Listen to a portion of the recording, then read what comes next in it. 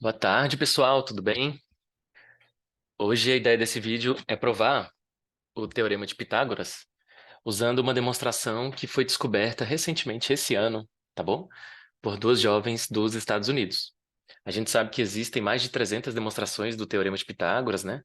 É um teorema antigo de antes de Cristo, que ao longo desses séculos o pessoal foi descobrindo aí novas maneiras de demonstrar. E esse ano, de acordo com o que a gente assistiu aí nos vídeos e alguns sites, né, de notícias de ciências e matemática, duas jovens desse país conseguiram essa nova demonstração. Essa demonstração não é uma demonstração circular, como vocês vão ver, ou seja, não usa o próprio teorema para provar a si mesmo.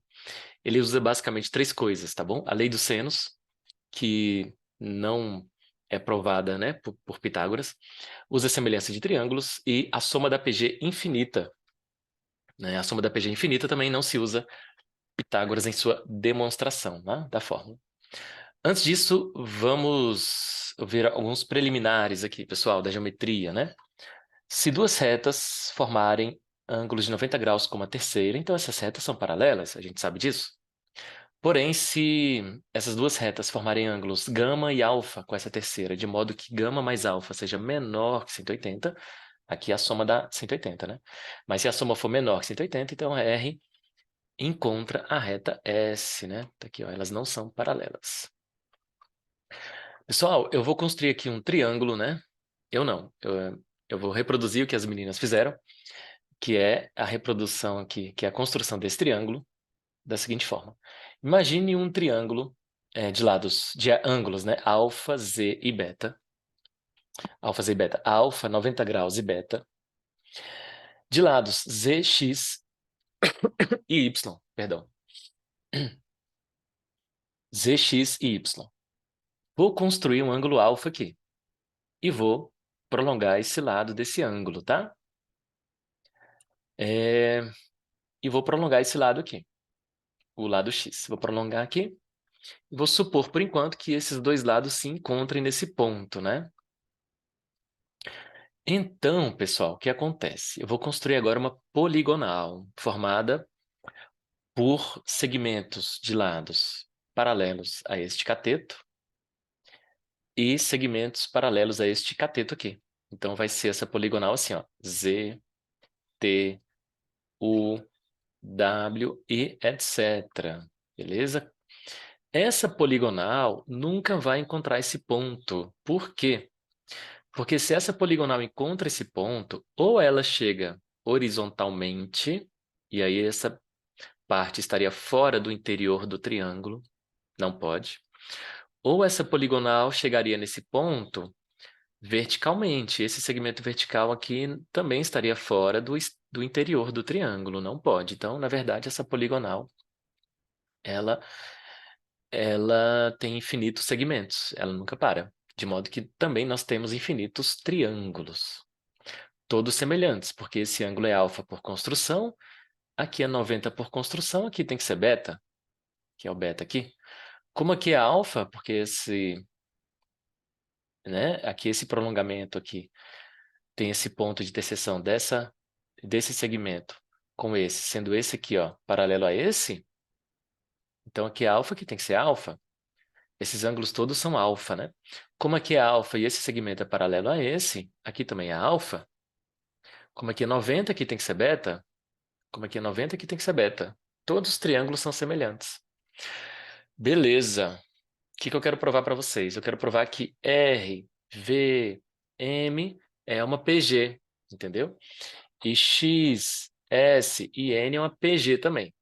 Então vamos ficar aqui agora, atentos às semelhanças dos triângulos. E vamos provar que, então, essas hipotenusas de baixo e essas hipotenusas de cima formam uma PG, cada uma delas, e a razão é a mesma, inclusive, tá bom? Vamos lá. R sobre Y, ou seja, hipotenusa sobre cateto oposto a beta, é igual a X, que é hipotenusa, sobre Z, que é oposto a beta. Tá aqui, X sobre Z. Logo, R é YX sobre Z. Beleza? Vamos guardar tudo isso aí. T sobre Y, ou seja, oposto a alfa sobre oposto a beta aqui, é Y sobre Z. Ou seja, oposto a alfa, y, sobre z oposto a beta. Então, t, que é oposto a alfa sobre y oposto a beta, é igual a y oposto a alfa sobre z oposto a beta. Então, t é y ao quadrado sobre z. U sobre z, vamos lá. U oposto a beta sobre z oposto a beta é igual a v hipotenusa sobre x hipotenusa. Tá bom? E U oposto a alfa nesse triângulo sobre y oposto a alfa nesse triângulo será t sobre z. T oposto a beta nesse mesmo triângulo sobre z oposto a beta nesse mesmo triângulo. Então, usando esse triângulo e esse aqui. Cheguei aqui. Muito bem. Agora, eu vou pegar essa expressão aqui, ó. Quem é o? Ty sobre z. Então, aqui vai ficar ty sobre z. Ty sobre z ao quadrado, por causa desse z igual a v sobre x. Muito bem.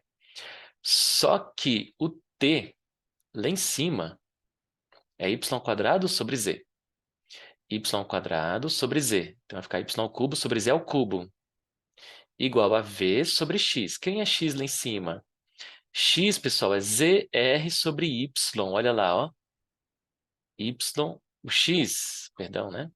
Quem é x? Zr sobre y. Olha aqui, ó. O x é zr sobre y. Zr sobre y. Como ele está embaixo, fica y sobre zr. Então, v sobre r, tá aqui, vai ser y ao quadrado sobre z ao quadrado, porque esse y cancela aqui e esse z cancela aqui. Então, v sobre r é y sobre z ao quadrado, tá aqui, ó. V sobre r é y sobre z ao quadrado. A mesma coisa vai acontecer com m sobre v. Porque se v sobre r é y sobre z ao quadrado, m sobre v é u sobre t ao quadrado. Mas, por semelhança, u sobre t é y sobre z. Né? Então, m sobre v também é a razão de y sobre z ao quadrado. Isso serve para todas as hipotenusas desse lado direito. Então, esse sobre esse vai ser y sobre z ao quadrado, esse sobre esse também. Então, isso aqui forma uma PG de razão y sobre z ao quadrado. Vamos lá, continuando. S, aqui, ó, S sobre x é igual a t sobre z? Vamos ver. S sobre x, que são as hipotenusas, é igual a t sobre z. T oposto a beta, z oposto a beta. Ok, então S sobre x é t sobre z. Só que o t sobre z vai ser o seguinte. Quem é o t? Lá em cima aqui, ó. Y ao quadrado sobre z, né? Então vai ficar y ao quadrado sobre z. Já tinha o z, fica z ao quadrado, y sobre z ao quadrado. Então, S sobre x também é y sobre z ao quadrado. Ó. Y sobre z ao quadrado, y sobre z ao quadrado. Então, a razão dessas hipotenusas também é y sobre z ao quadrado. S sobre x é y sobre z ao quadrado. Então, vamos lá. Quem é n sobre s? U sobre t ao quadrado. Mas, por semelhança, é y sobre z ao quadrado. Então, nós temos, de fato, aqui uma PG infinita de razão y sobre z ao quadrado. Vamos provar o Teorema de Pitágoras agora, começando com o caso do triângulo isósceles. Beleza? Está aqui um triângulo isósceles, triângulo retângulo, de ângulos 90 graus, 45 e 45. Aqui vou chamar de A e aqui 2C. Vou explicar por que aqui é C e aqui é C, tá? Se eu traço uma perpendicular, aqui eu já sei que é 45, aqui é 90, então aqui tem que ser 45. Pelo mesmo motivo, como aqui é 45, aqui é 90, aqui tem que ser 45. Então, pelo caso ângulo, lado, ângulo, ângulo, lado, ângulo, esse triângulo é congruente a esse, então aqui vale C e aqui vale C, porque aqui já valia 2C por hipótese. Como nós temos aqui um triângulo isósceles, se aqui vale C, aqui vale C. Então, usando semelhança de triângulos, a gente prova Pitágoras nesse caso especial. Por semelhança, 2C, que é a hipotenusa do grandão, sobre A, que é a hipotenusa do pequeno, é igual a A, que é o cateto do grandão, sobre C, que é o cateto do pequeno. Então, 2c sobre a igual a sobre c. 2c ao quadrado igual a ao quadrado. Multiplicando por 2, 4c ao quadrado igual a 2a ao quadrado. 4c ao quadrado substituo por 2c ao quadrado igual à soma dos quadrados dos catetos. Então, essa hipotenusa 2c, oposta ao ângulo de 90, é a soma dos quadrados dos catetos, no caso particular do triângulo isósceles, no qual a gente usou simplesmente semelhança de triângulos. Agora, para um triângulo qualquer não isósceles, qualquer não, triângulo retângulo não isósceles, também quero provar Pitágoras. Suponha um triângulo retângulo de ângulos alfa, beta e 90, em que um desses ângulos é menor que 45. Claro que se os dois forem maiores que 45, aqui essa soma passa de 90, com 90 passa de 180, e a soma dos ângulos é 180, a gente sabe disso, inclusive sem usar Pitágoras, né? Então, um deles tem que ser menor que 45, suponha que alfa seja menor que 45.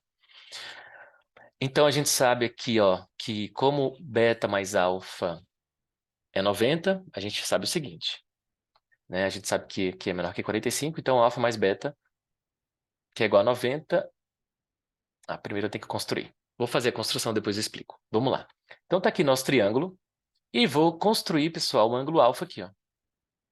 E vou prolongar esse lado, entendeu? Esse triângulo, eu vou reproduzi-lo aqui, criar o seu irmão gêmeo. Então, Azinho, Azinho, Bzinho comum, beta, beta, alfa, alfa, Czinho, Czinho, e vou prolongar este lado aqui. Por que que esse lado que tem esse ângulo alfa por construção vai encontrar esse lado aqui? Pelo seguinte, né? Aqui nós temos 2 alfa e aqui temos alfa mais beta. Alfa mais beta é 90, tá? Então vamos somar alfa mais beta com 2 alfa? Vamos lá, né? Alfa mais beta com 2 alfa vai ser igual a 90 mais 2 alfa, só que por hipótese o alfa é menor que 45. Logo, 90 mais 2 alfa é menor que 90 mais 90, porque 2 alfa vai ser menor que 90, que é 180. Logo, alfa mais beta mais 2 alfa é menor que 180. Logo, alfa mais beta mais 2 alfa é menor que 180, que é o caso lá em cima que a gente viu, né? Quando a soma de dois ângulos colaterais é menor que 180, as retas se intersectam, beleza? Vamos lá, né? Então, vamos colocar aqui, ó. As retas vão se intersectar. Então, como esse ângulo mais esse é menor que 180, então essa reta intersecta essa aqui. Beleza. Faço aquela poligonal, tá aqui, ó, essa reta. Traço a perpendicular a ela. Traço a perpendicular a esta última. Traço a perpendicular a esta última e vou. A gente viu lá atrás que essa poligonal não pode tocar o ponto P, porque se tocar pela esquerda, esse segmento horizontal estaria fora, né, do interior do triângulo. Se essa poligonal encostasse nesse ponto por cima, esse segmento vertical também estaria fora do interior do triângulo e não pode. Então, essa poligonal é infinita, de modo que temos infinitos triângulos. E pelo fato de aqui ser alfa por construção e aqui ser 90, aqui tem que ser a beta, que é esse beta aqui. Como esse lado é paralelo a esse, e aqui é alfa por construção, aqui tem que ser alfa. E aqui é 90, aqui tem que ser beta. Então, alfa, alfa, alfa e etc. Alfa, aqui vai ser alfa, aqui beta e etc. Beleza? Então, temos aqui vários triângulos, são todos semelhantes, né? São todos semelhantes. Muito bem. Então, vamos lá. Quem é x? X é hipotenusa sobre C hipotenusa será 2a oposto a beta sobre Bzinho oposto a beta. Tá aqui. Então, x é 2ac sobre b, né? 2ac sobre b. Muito bem. Y, que é oposto a beta, sobre Azinho... Perdão, fazer o seguinte, ó. Y oposto a esse alfa sobre Azinho, que é oposto a esse alfa, será igual a 2a oposto a esse beta, sobre Bzinho oposto a esse beta, né? Usando esse triângulo pequeno e esse aqui, nós temos essa relação. Logo, o y vai ser 2a ao quadrado sobre b, e vamos calcular z também, né? Z sobre c igual a y sobre b. Z sobre c, vamos lá, z que é a hipotenusa, sobre c que é a hipotenusa, será y oposto a beta sobre bzinho oposto a beta. Bzinho. Então, z sobre c é y sobre b. Tá aqui. Z sobre C igual a Y sobre B, então Z é CY sobre B. CY sobre B. Só que quem é Y mesmo? 2 ao² sobre B, né? Então fica 2 ao² C sobre B. 2 ao² C sobre B. Só que aqui já tinha um B, aqui tem um B do Y, fica B ao quadrado. Beleza. O que nós provamos lá em cima? Nós provamos que nessa poligonal, né, essa hipotenusa sobre essa sempre vai ser a razão aqui, ó, desse cateto com esse cateto ao quadrado. Então, m sobre x é y sobre esse cateto ao quadrado, a gente tinha visto lá em cima, né?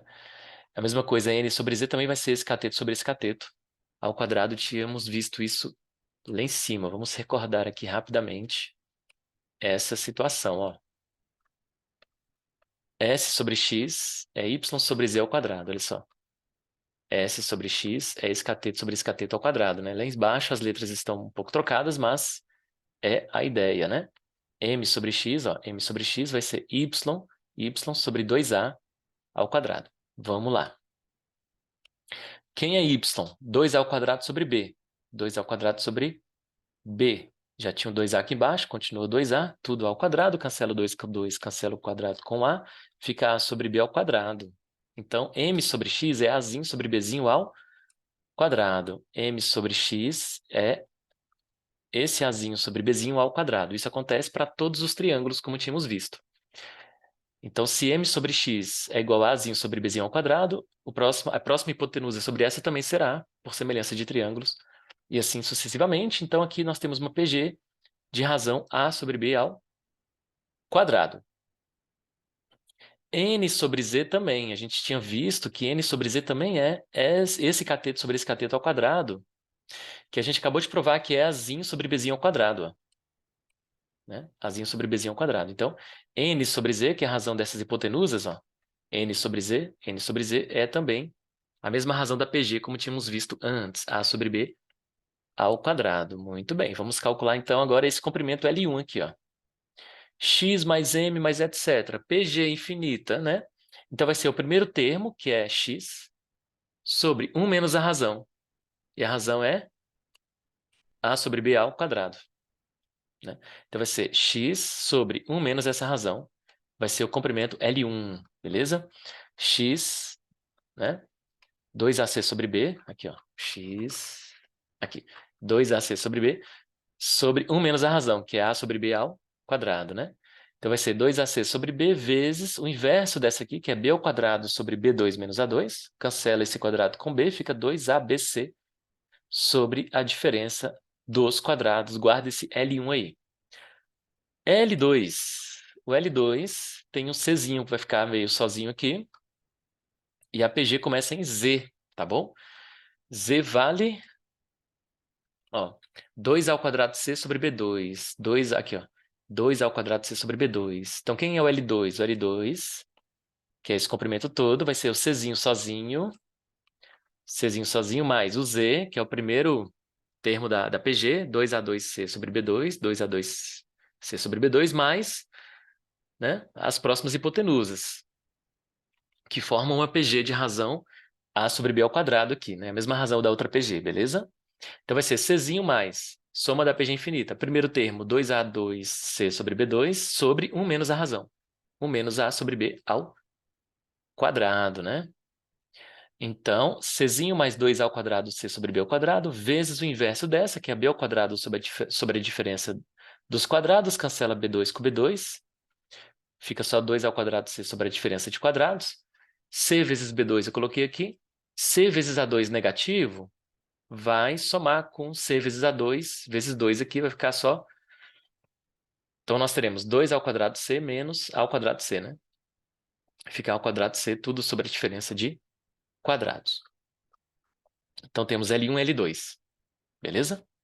Vamos usar a lei dos senos nesse triângulo aqui, ó, que é o nosso triângulo original com a duplicação dele. Então, 2a sobre seno de 2α é igual a Czinho sobre seno de beta. De novo, lei dos senos. 2a sobre seno de 2α é Czinho sobre seno de beta. 2a sobre seno de 2α é Czinho sobre seno de beta. Tá aqui. 2A sobre seno de 2α é Czinho sobre seno de beta.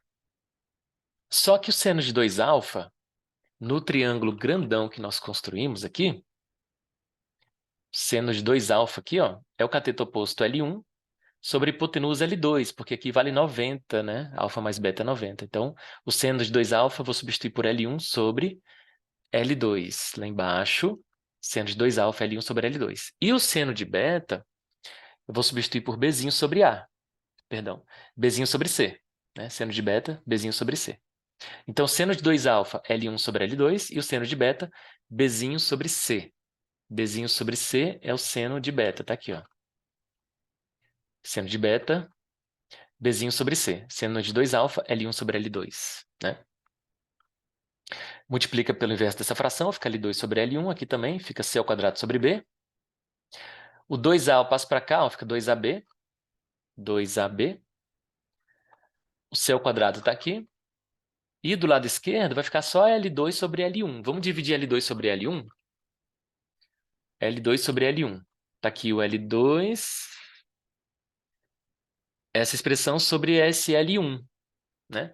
Quando você dividir, essa diferença de quadrados desaparece. Vai ficar CB ao quadrado mais CA ao quadrado sobre 2ABC.